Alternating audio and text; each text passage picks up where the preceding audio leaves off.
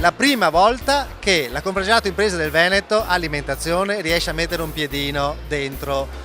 Vinitaly, che è una manifestazione assolutamente importante, e questo avviene grazie a una collaborazione con Pasta Trend, che qui presenta la sua preview per la manifestazione successiva, e quindi sei chiamato in causa direttamente, cioè la pasta è la causa per cui l'agroalimentare artigiano veneto è riuscito ad entrare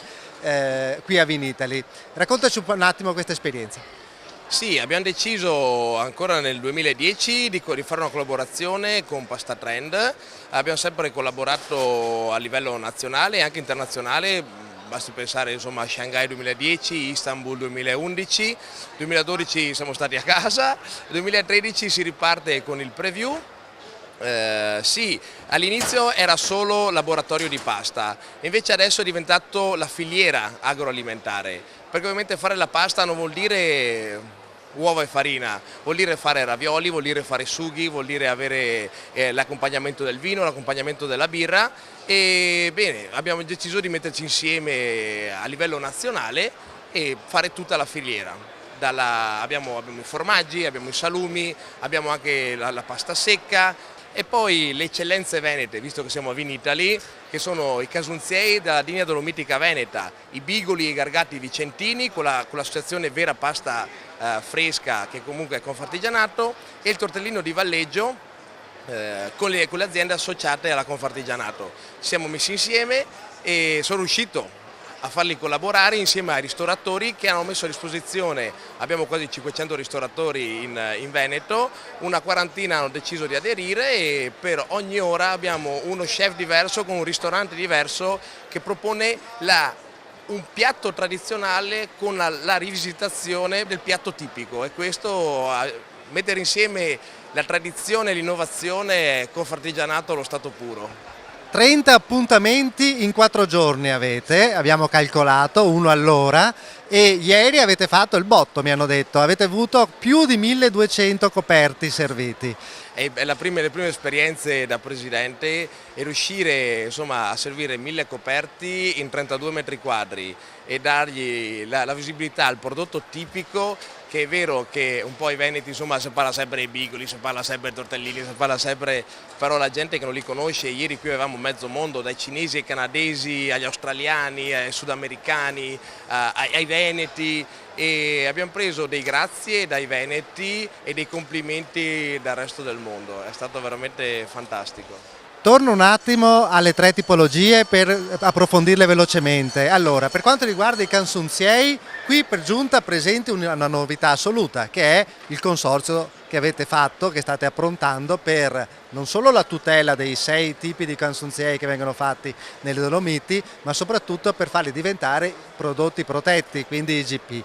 Raccontaci un attimo di questa iniziativa. Sì, è un progetto che nasce a livello regionale, grazie a tutta la Federazione dell'Alimentazione, quello di iniziare a tutelare un po' i nostri prodotti. La storia che ce l'ha fatto decidere di mettere insieme i casunziei, che con un articolo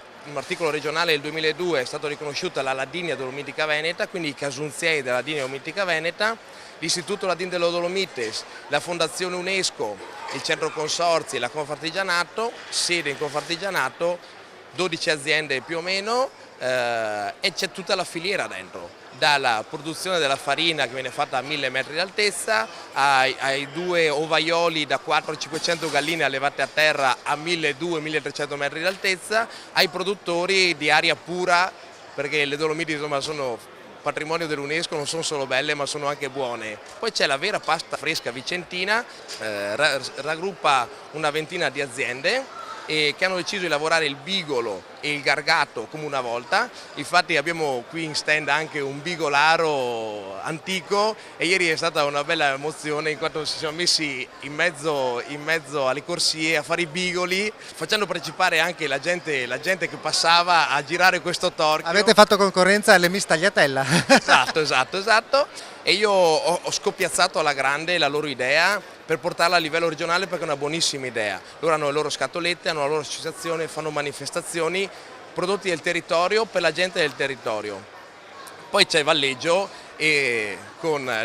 mi tocca nominarlo per forza perché il pastificio Remelli è il top del tortellino di Valleggio, lì lavorano a mano, la gente, ieri avevamo 200-300 persone incantate a vedere le sue sfogline che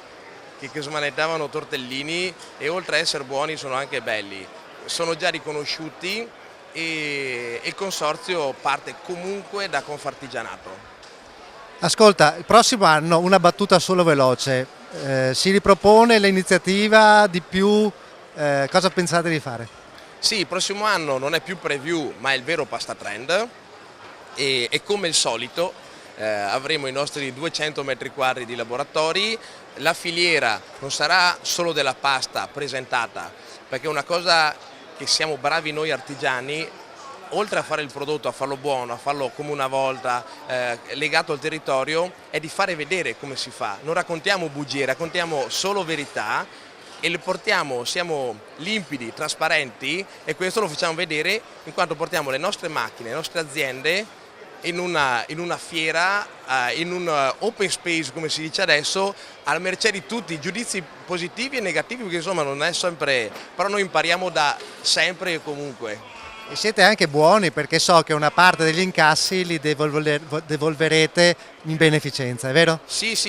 come ogni manifestazione noi non guadagniamo mai niente, siamo qui solo per fare promozione del prodotto, non delle aziende, del prodotto e presentiamo anche le aziende perché è giusto insomma, che danno la loro disponibilità a esserci. Abbiamo aiutato l'AIL, abbiamo aiutato l'AIDO, la BVS che serve donatoria del sangue, quest'anno insieme all'ANAP e le Anteas del Veneto abbiamo deciso con 2 o 3 manifestazioni di riuscire a acquistargli un'auto per il servizio anziani e poi comunque i comuni un po' più disagiati del Veneto che non hanno grandi servizi, anziano aiuta anziano e artigiano aiuta anziano.